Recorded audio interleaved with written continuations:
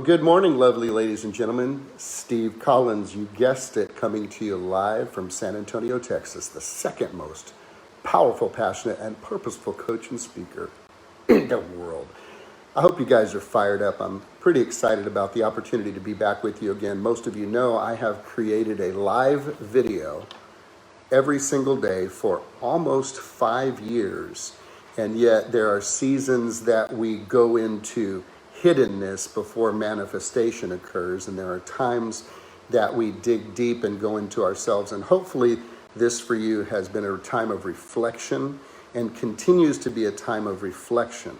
You know, the circumstances we are all experiencing mimic very closely the circumstances that occur when a person fails in their life. You know, I remember hearing Anthony Robbins at one time say that when we succeed and win, we tend to party and we're not reflective. And when we fail, we tend to ponder, we tend to go internal and go deep and think about what we're doing. So most successes that you see today, sustained successes, not fly-by-night successes or a flash-in-the-pan success or a shooting star success, because certainly gifting and talent can take a person to a place of success, but only character and integrity will allow that person to remain in that place and then continue to grow. So I'm not talking about the fly-by-night. I'm talking true successes are typically people who have overcome significant failures and failings. So this season in our history very much mimics what would happen when someone has failed. Now, we as people, clearly, we're not talking about our personal failures that cause us to ponder. Rather, we are in a circumstance that has given us pause to slow down and really think about and evaluate who we are becoming, who we are now, what we believe, what is important to us, what we value, and what we intend to do or become moving forward in life. It's a great season of pause. And I've had, I make no apologies, and I never will make any apologies for being a man of faith. I will never push my faith on you. I will simply live my life as an example of a person of faith, which, by the way, is not the American church guy. The American church guy has his cute little khakis and penny loafers, his polo shirt, or maybe even his bow tie, and how are you? I'm blessed. How are you? I'm blessed. That I don't see that boy in the Bible. I see rough, tough, intense, struggling, fighting, warrior-like men and women who have a commitment to God and whose lives look very, very messy as they are working those things out. Definitely don't look like no American church folk up in her, if you know what I'm saying. So I look to live a life of faith rather than to talk about it to you or you or you or you. That being said, I have a very tight circle of individuals who trust that I spend time in prayer, and I believe in a vibrant, incredible relationship with a living God or creator. Some may call the universe, okay? Some may call energy. What others call universe and energy, I call Father. So people are asking, so what is he saying right now, Steve? What is he saying right now? What is he saying right now? What's going on? What do you think God is saying right now? And here's where I'm going to give you some encouragement and hope. You can always lean on the fundamentals to know what he is saying. Now, you may not have a specific direction right now, or a specific instruction right now, or a specific download right now of which direction to go. But here's what I know he's saying. He's saying, love God with all your heart, soul, mind, and strength, and love your neighbor as yourself.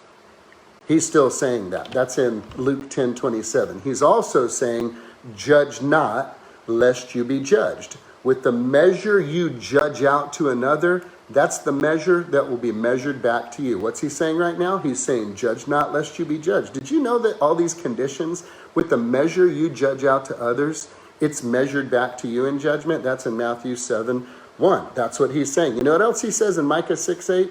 He says, do justly, love mercy, and walk humbly with your God.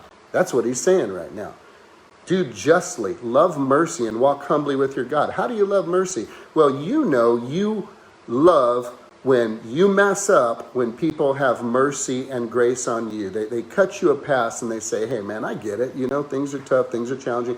Now that you've explained your circumstances and you accept responsibility for the challenge that you have had, let me tell you, there's grace and mercy for you. You want it for yourself, so you extend it to others. You know what else God is saying in this season right now? He's saying, forgive and you will be forgiven. Another condition people tend to miss. This is in Matthew 6:14. Read your Bible. It says, if you forgive others, then. Get this. A conditional statement is a if then. If you forgive others when they sin against you, then your Father will forgive you. Hold on a second. Do you mean that if I don't forgive them and I hold a grudge and I hold a judgment and I want revenge, if I don't forgive them, I will not be forgiven by God? Read your Bible. Read your Bible. That's what it says in your Bible, as Steve Harvey would say. It's your Bible that says that. Yes, my friends, it is a condition. And for those of my Catholic brothers and sisters have heard the Lord's Prayer hundreds, maybe thousands of times and have never caught that. And forgive us as we forgive those who trespass. What? Hold on a second. I've been praying that my whole life, Steve. What are you talking about? Forgive us as we forgive. What? Forgive us as we forgive. What? Have you ever explored that? Here's what it means. Well, Lord, I'm not forgiving them. Well, guess what? Sugar pie, honey plum, you ain't being forgiven up her. Interesting, isn't it? Forgive us as like the way that I am doing with others. If you walk humbly, love mercy, and you are merciful to people when they screw up, guess what? You get mercy when you screw up. Fascinating. What is he saying? Let me tell you what else he says.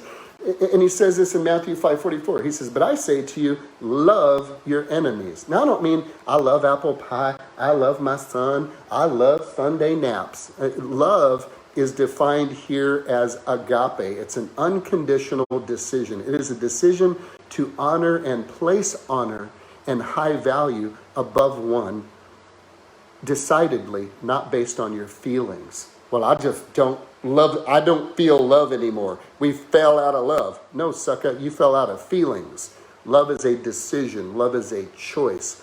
Love gives. So he says, but I say to you, love your enemies. Bless those that curse you. Has anybody cursed you lately? Have you had any political weirdness going on? Have you felt people say things or seen people say things?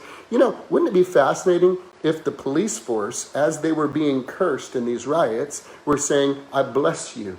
I bless you. I bless you. I bless you. You got it. I bless you and I bless you and I bless you. Don't see a whole lot of that, do you? Because it's simple. It's not easy. Do you understand what I'm saying here? So what is he saying? He says, I say to you, love your enemies, bless those that curse you, and do good to those who hurt you. Pray for those who despitefully use you and persecute you. Matthew 5:44. Maybe if you turned complaining into praying, you know what's interesting? They may not change, and you will. Many times when you are praying for an enemy, or you are praying for someone who has hurt you, or you are praying for someone who has despitefully used you, or you are blessing them and not cursing them, even though they may be cursing you, guess what? It doesn't necessarily change them, it changes you. Pretty interesting stuff, wouldn't you say? What else is he saying? Romans 12:18, he's saying, if it is possible, now get this, I love this condition. He says, if it's possible, as far as it depends on you, and you, ma'am, and you, sir, and you, and those of you in the balconies of heaven, give him glory. That's my John Hagee. As far as it is possible with you, as it depends on you, live at peace with everyone. How much of that depends on you? It's a fascinating story. You heard the old saying, it takes two to tango, does it not? Two people cannot get into a fight if one is not fighting back. Does this make sense? So as far as it depends on you, live at peace with all people. So everybody's wondering, what is God saying right now? What is God saying right now? Guess what I just did, and I'm going to share them on this page. I just gave you what he has been saying since the beginning of time, and so many people are focused on what's he saying, what's he saying, what's he saying, what should we do, what should we do, what should we do, that the fundamentals of the faith have been neglected, because what we focus on gets bigger and becomes even more gigantic. And if we're focused on what's wrong, what's happening, what's God saying, what am I supposed to do right now, we can completely miss the tenets and the fundamentals and the foundation of our faith, which is still speaking this eternal word to us. Love God with all your heart, soul, mind, and strength, and love your neighbor as yourself. That's what he's saying. Judge not, lest you be judged. That's what he's saying. Forgive and bless not. That's what he's saying. Act justly, love mercy, and walk humbly with your God. Good morning, my lovely Lori Jarrett. Love you this morning, sweetie. This is what he's saying. He's saying to us what he has been saying all along, that maybe we have neglected to take from knowledge. See, I don't even use the silent K because it's that silly. Knowledge, because knowledge is not power. Incarnate Word has been lying to us. Knowledge is not power. You can graduate from MIT with a PhD, magna cum laude, and then go into your parents' basement and play Call of Duty for 18 years, and your knowledge don't amount to diddly squat. Knowledge is only potential power. Its potential is unlocked and released when you take that knowledge and put it into action, understanding this, that imperfect action will always trump perfect inaction.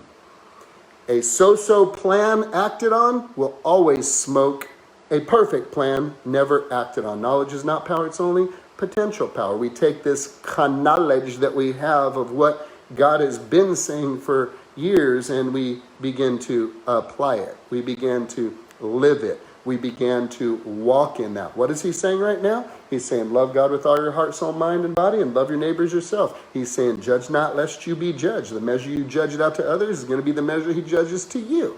He says, do justly, love mercy, and walk humbly with your God. That's what he's saying. He's saying, forgive, and you will be forgiven. The way that you forgive others is the way that I'm going to forgive you. You don't want to forgive them? Cool. That keeps me from forgiving you. He says, bless those who curse you. Pray for your enemies. Love your enemies. Pray for those. Do good to those who harm you and despitefully use you. Pray for them. That's what he says. And then he says, wrapping it up in Romans 12:18, as far as it is possible, as far as it depends on you, live at peace with everyone. It takes two to tango. What's he saying? He's saying the basics that he's been saying this whole time. But maybe we need to shift the focus from what's he saying, what's he doing, what's going on, and maybe we just run with the marching orders that he has not retracted.